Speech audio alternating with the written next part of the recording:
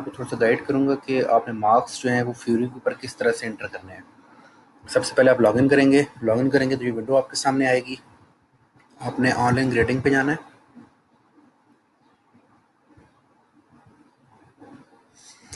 Semester select करना है। Summer 20 select हुआ है, हमने स्प्रिंग 20 सेलेक्ट करना है, अप्लाई कर देना है।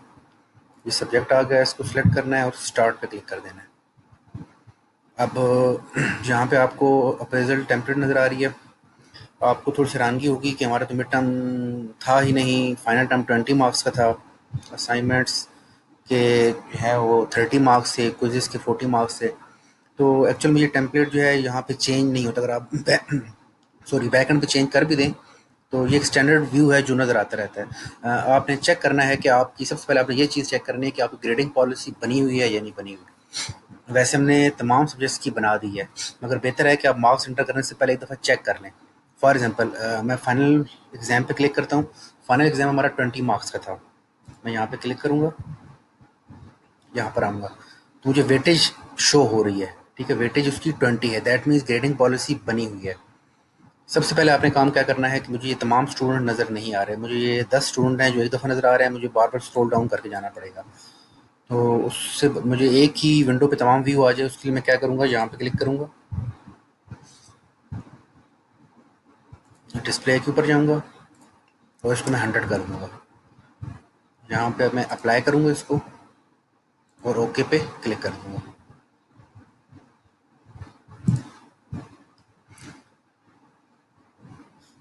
सो ये मुझसे अप्लाई नहीं क्लिक हुआ।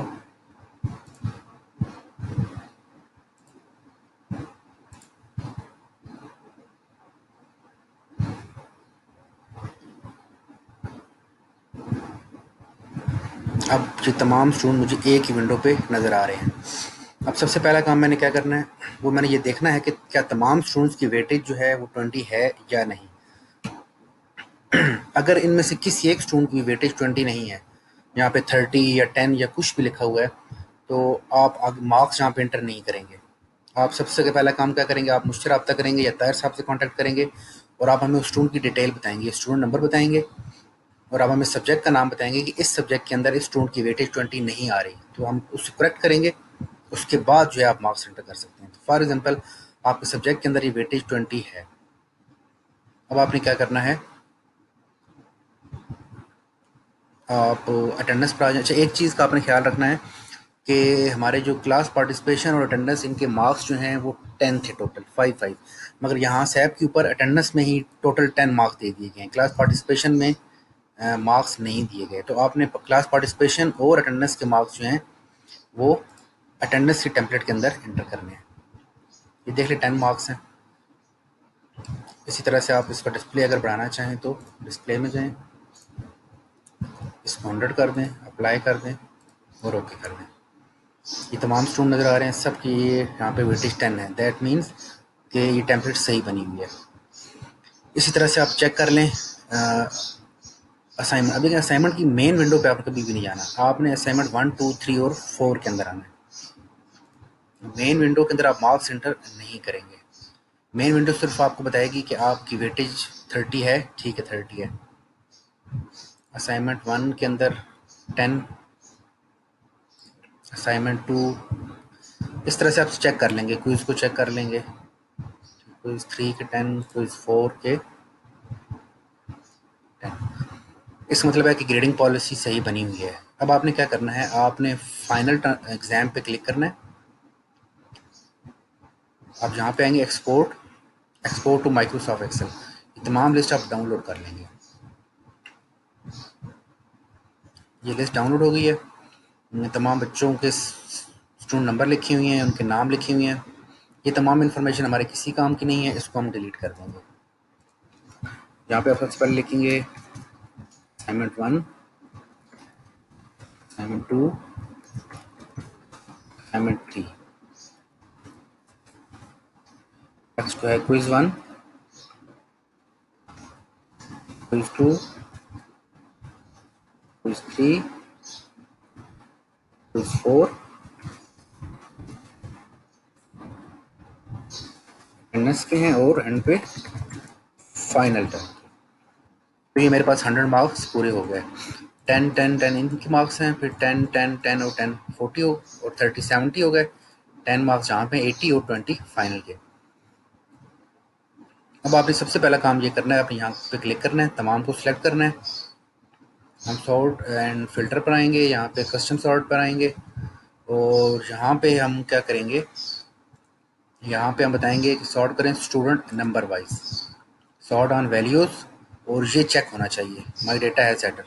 अगर आप इसको अनचेक कर देंगे तो वो इसको काउंट नहीं करेगा, तो वो आपकी जो लिस्ट है वो उसको अरेंज नहीं करेगा। तो आपने यहाँ पे क्लिक करना है और ओके कर देना है। अब दो ऑप्शन आएंगे, जो फर्स्ट ऑप्शन है इसको आपने सेलेक्ट रहने देना है और ओके कर देना है। अब आपके तमाम जो स्टूडेंट हैं वो आपके स्टूडेंट नंबर वाइज आप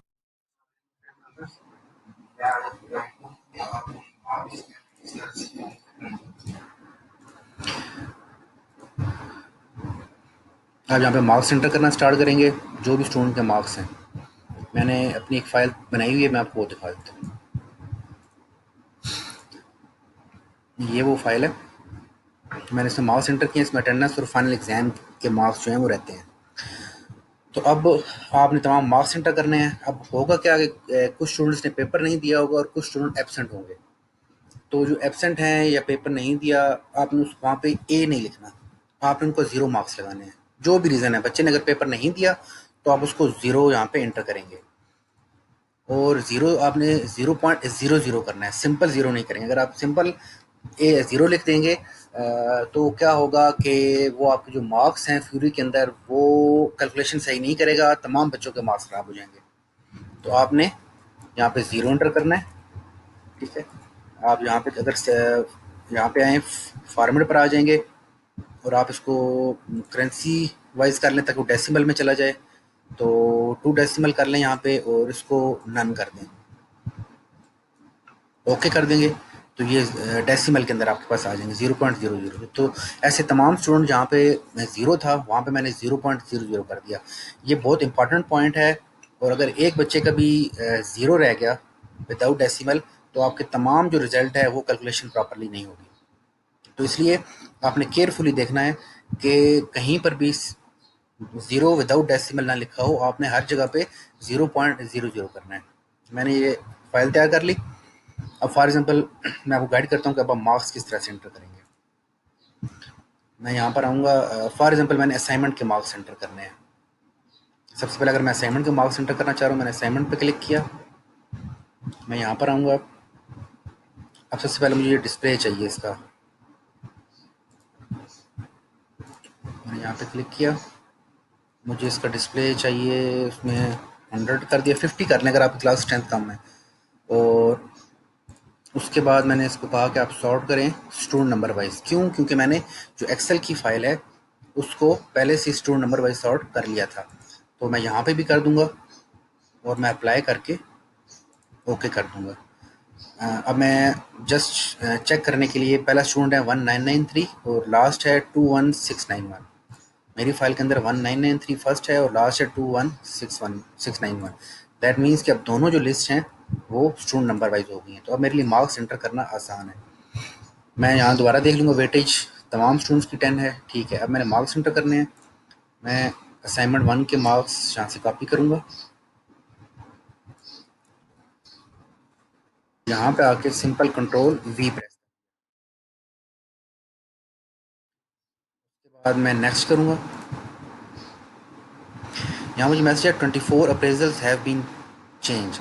ये मुझे बता रहा है कि 24 स्टूडेंट हैं आपकी क्लास के।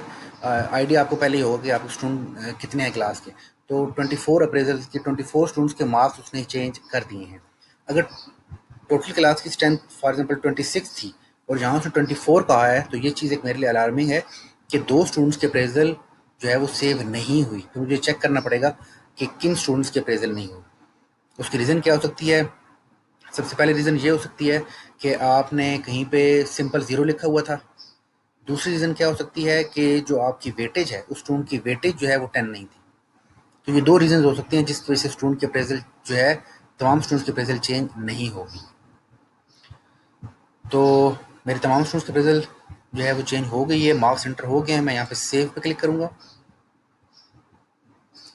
और स्टार्ट ओवर पे चला जाऊँगा। मैं दोबारा से स्टार्ट करूँगा। अब मैं असाइनमेंट 2 के ऊपर आ जाता हूँ। असाइनमेंट 2 में सबसे पहले मैंने क्या करना है, इसको एक सॉर्ट करना है और डिस्प्ले मैंने इसका बढ़ाना है। डिस्प्ले मैं इसको कर दूंगा 100, मैं 50 कर देता हूँ, अगर मेरे स्टूडेंट्स कम है तो मैं इसको 50 कर देता हूँ। और sort by student number, ascending में अप्लाई और ओके। तमाम स्टूडेंट्स इस तरह से आ गए। मैं असाइनमेंट 2 पे क्लिक किया, कॉपी किया यहाँ से, मैंने सेव कर दिया। बस देखने के लिए कि फर्स्ट स्टूडेंट के 7 मार्क्स हैं, मूसा के और रेरा के 8 मार्क्स। मैं यहाँ चेक भी कर लेता हूँ। ये मूसा के 7 मार्क्स हैं, रेरा के 8 मार्क्स हैं। ठीक है, अब मैं यहाँ से नेक्स्ट पे जाऊँगा। ये दोबारा मैसेज है 24 अप्रेजल्स हैव बीन चेंज। तमाम स्टूडेंट्स की अप्रेजल चेंज हो गई हैं। मैंने सेव पे क्लिक कर दिया और मैं स्टार्ट ओवर पे चला गया। इसी तरह से असाइनमेंट 3 के मार्क्स एंटर करेंगे, फिर क्विज़ 1, क्विज़ 2, क्विज़ 3, क्विज़ 4 और अटेंडेंस में हम 10 मार्क्स का जो हमारा था क्लास पार्टिसिपेशन अटेंडेंस, वो सारे के सारे अटेंडेंस के अंदर एंटर करेंगे और एंड पे हम फाइनल टर्म के मार्क्स भी इंटर कर देंगे। मैंने अभी तक, क्योंकि मेरा पेपर जो है वो कल हुआ है, तो मैंने अभी तक फाइनल पेपर चेक नहीं किए और अटेंडेंस के मार्क्स भी मैंने इंटर नहीं किए, तो ये 2 मेरे पास नहीं है। तो इसी तरह से मैंने पहले सारे क्विज़ के मार्क्स इंटर मैं कर चुका हूँ।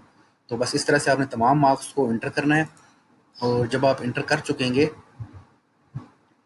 फॉर एग्जांपल आपने तमाम जो मार्क्स हैं वो इंटर कर लिए हैं, जब आप तमाम मार्क्स इंटर कर चुके हैं, फाइनल के भी हो चुके होंगे, तो आप यहाँ पे क्लिक करेंगे, यहाँ पे क्लिक करेंगे और कैलकुलेट ऑल दबाएंगे। ये आपने तब करना है कैलकुलेट ऑल जिस वक्त आप तमाम मार्क्स इंटर कर चुके हैं, तमाम क्विज़ेस के हो चुके हैं, तमाम असाइनमेंट्स के हो चुके हैं, अटेंडेंस के हो चुके हैं, फाइनल टर्म के भी हो चुके हैं। जब आप ये कर चुकेंगे तो आपने सबसे ऊपर क्लिक करना है फाइनल अप्रेजल, सबको सिलेक्ट करना है, कैलकुलेट ऑल दबाना है। सिंपल कैलकुलेट नहीं दबाना, ये दबाएंगे तो वो तमाम स्टूडेंट्स के मार्क्स को कैलकुलेट नहीं करेगा। ये कैलकुलेट का मतलब जो होता है वो किसी एक स्टूडेंट के लिए होता है। तो हमने तमाम स्टूडेंट्स के मार्क्स को कैलकुलेट करना है, तो हम कैलकुलेट ऑल दबाएंगे। मैं अभी प्रेस नहीं कर रहा क्योंकि मेरे तमाम मार्क्स कंप्लीट नहीं है। और जो कंप्लीट का बटन है, इसको आपने बिल्कुल प्रेस नहीं करना। जब आप कंप्लीट पे प्रेस कर देंगे तो इसका मतलब है कि अब आप उसमें कोई चेंजेस नहीं कर सकते, आपका रिजल्ट लॉक हो गया है। तो अभी आपने रिजल्ट क्योंकि लॉक नहीं करना, अभी ये रिजल्ट आपने एचओडीज को सेंड करना है, वो उसको देखेंगे और उसके बाद फाइनल अप्रूवल के लिए डीन साहब के पास जाएगा। तो जब वहाँ से अप्रूवल हो जाएगी डीन साहब के ऑफिस से, तो तब आपने इसको तमाम स्टूडेंट्स को सिलेक्ट करके कंप्लीट पे प्रेस करना होगा। तो अभी तक आपने कैलकुलेट आर प्रेस कर दिया। अब आप क्या करेंगे, नेक्स्ट स्टेज क्या है? नेक्स्ट स्टेज ये है कि आप कोऑर्डिनेशन ऑफिस से कांटेक्ट करेंगे, आप उनको अपने सब्जेक्ट के बारे में बताएंगे और हमने अपने पास से हमारी जो ऐप है, मैं आपको दिखा देता हूँ। ये जो ऐप है, इसके अंदर जाके हमने आपके तमाम सब्जेक्ट्स, जो जो आप सब्जेक्ट आप मार्क्स इंटर कर चुके होंगे, उनको भी कैलकुलेट ऑल प्रेस करना होगा। फॉर एग्जाम्पल मैं आपको गाइड कर देता हूँ कि किस तरह से।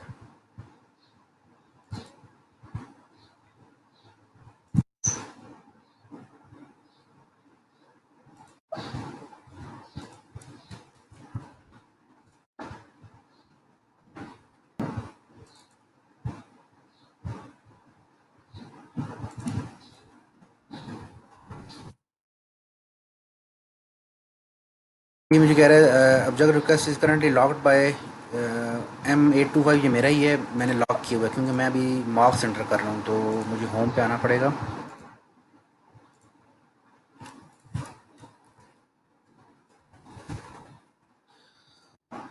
कोई थोड़ा टाइम लेगा, तो ये इसको मैं कर लूँगा बाद में। आपने क्या करना है कि आपने जब आप मार्क्स एंटर कर चुके हैं, तो अब आपने कोऑर्डिनेशन ऑफिस से कांटेक्ट करना है।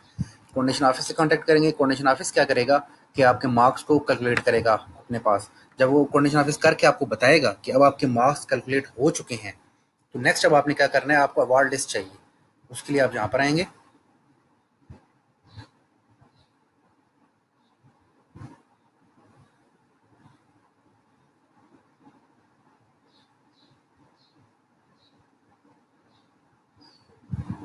ईयर सेलेक्ट करेंगे।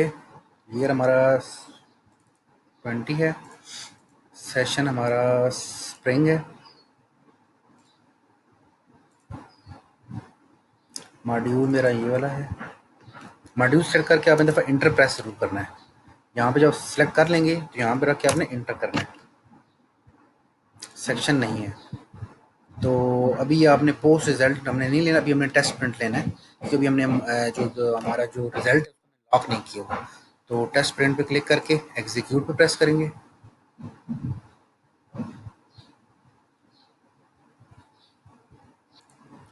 एक चीज़ सॉरी मैं आपको बताना भूल गया, सेक्शन नहीं भी है तो आपने यहाँ पे सिलेक्ट करना ज़रूरी है आपके लिए। सॉरी मैंने यहाँ पे एंटर नहीं किया था, मैं वापस एंटर करूँगा और मैं यहाँ पे आऊँगा। मैं दोबारा क्लिक करूँगा अपने सब्जेक्ट के ऊपर। अगर आपका सेक्शन होगा तो सेक्शन ए बी सी सारे आपके पास आ रहे होंगे, तो आपने वो जो भी आपका सेक्शन है वो सिलेक्ट कर लेना है। मेरे यहाँ पे सेक्शन नहीं है, मगर फिर मुझे यहाँ पे ये सिलेक्ट करना है। करके मैं एंटर प्रेस करूँगा और मैं एग्जीक्यूट पर आ जाऊँगा। एग्जीक्यूट पे आउटपुट डिवाइस यहाँ पे इसकी की है वो है LP01, ठीक है, कैपिटल में LP01। ये आपने मस्ट यहाँ पे एंटर करनी है। जब आप एंटर कर चुकेंगे तो अभी यहाँ मेरे पास कुछ भी नहीं आ रहा। मैं यहाँ पे एंटर प्रेस करूँगा। एंटर प्रेस करूँगा तो ये कुछ जर्मन लैंग्वेज के अंदर आ गया। जब ये आ जाएगा दैट मीन्स कि हम गुड टू गो हैं। मैं अब प्रिंट प्रीव्यू कर दूँगा। प्रिंट प्रीव्यू किया, मेरे पास रिजल्ट आ गया, तमाम 0-0 है। उसकी रीज़न क्या है कि अभी तक मैंने अपना रिजल्ट कंप्लीट नहीं किया था। तो मैंने आल पे वहाँ भी प्रेस नहीं किया, फ्यूरी के ऊपर भी, और भी मैंने कोऑर्डिनेशन ऑफिस के थ्रू, मतलब यहाँ पे तो मैंने खुद ही करना था, मगर मैंने वो यहाँ पे भी कैलकुलेट आल नहीं किया था, तो जिसकी वजह से अभी तक रिजल्ट यहाँ पर नहीं आ रहा। मगर आप लोग जब फाइनल टर्म के मार्क्स में एंटर कर चुकेंगे तो आपके पास यहाँ पे कंप्लीट रिजल्ट और ग्रेड्स के साथ आ रहा होगा। तो जब आप तमाम रिजल्ट एंटर कर चुकेंगे, आपने कैलकुलेट ऑल पे क्लिक करना है। उसके बाद कोऑर्डिनेशन ऑफिस को कहना है, कोऑर्डिनेशन ऑफिस अपनी तरफ से कैलकुलेट ऑल करेगा अपने सिस्टम के अंदर। तब फिर आपने यहाँ से ग्रेड शीट का प्रिंट ले लेना है, तो आपकी ये तमाम प्रिंट प्रॉपर शो होना शुरू हो जाएगा। और जब आप रिज़ल्ट जब आपका फाइनल हो जाएगा, जब डीन साहब के ऑफिस से आपको अप्रूवल मिल जाएगी कि अब आप रिज़ल्ट लॉक कर सकते हैं, तो फिर जो मैंने आपको एक विंडो दिखाई थी जहाँ पे कैलकुलेट ऑल कर रहे थे, उसके साथ जो है वो आप कंप्लीट पे प्रेस करेंगे। कंप्लीट पे प्रेस करने के बाद आप जहाँ पर जब आएंगे तो आप ये सारा इसी तरह से करेंगे, और यहाँ पोस्ट रिजल्ट के ऊपर क्लिक करके सेम की इंटर करके आप अपने रिजल्ट जो है वो डाउनलोड कर सकेंगे। होपफुली आपको तमाम मेथड जो है वो समझ आ गया होगा। अगर फिर भी कोई कन्फ्यूजन है तो आप मुझसे कांटेक्ट कर सकते हैं। Thank you very much.